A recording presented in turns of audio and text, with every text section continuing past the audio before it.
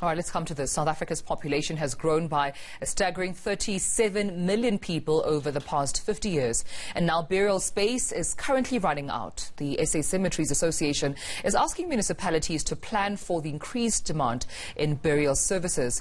Pepe Dass, the chairman of the association, joins me now via Skype to take this discussion even further. And Pepe, thank you so much for your time.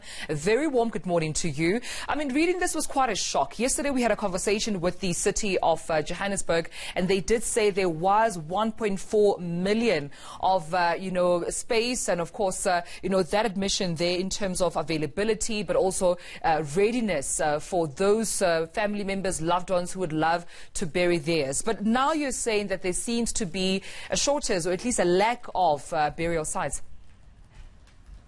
Yeah, look, it's not now. We've maintained this now, this concern over the last 15 to 20 years. And we've been sounding out these issues with municipalities during this period of time. Johannesburg, yes, is quite well stocked in terms of, dealing with the demand for burials.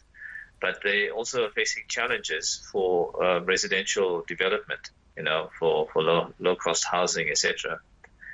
And they were lucky enough some years ago to reserve land for cemetery and zone land for cemetery development. And it was some years ago.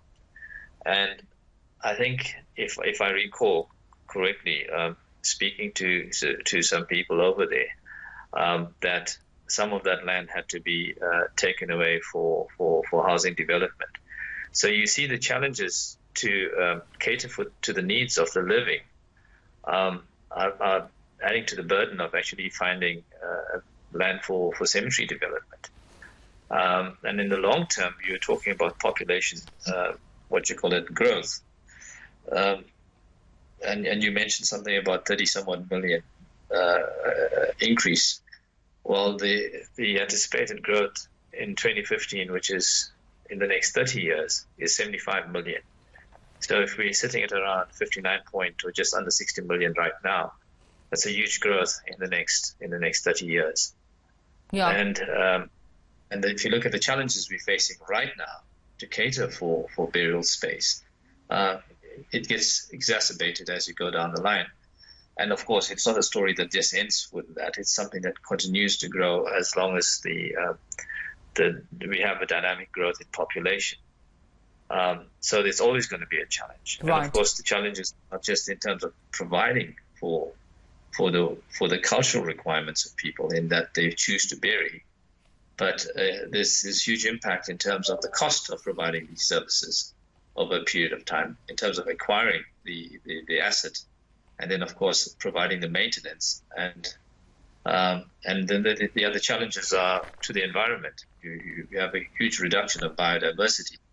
And of course, it's an ongoing process, so you can't just go on and on, establishing cemeteries. You'll turn cities into cemetery landscapes. So, Pepe, then take me through then the amount of pressure that the local government is currently under, given the stats and just the realities.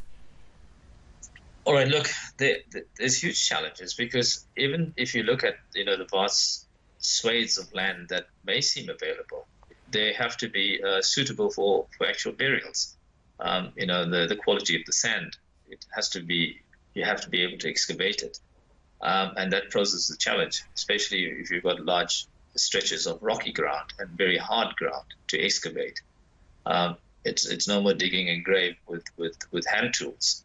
There has to be other ways to actually utilize that space, to be able to bury. And it means new technology.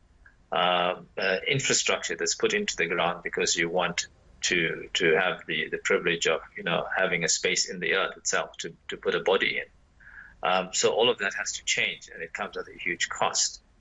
And the thing is, in the long run, and what experience is showing us is that countries across the globe are changing their approach to this.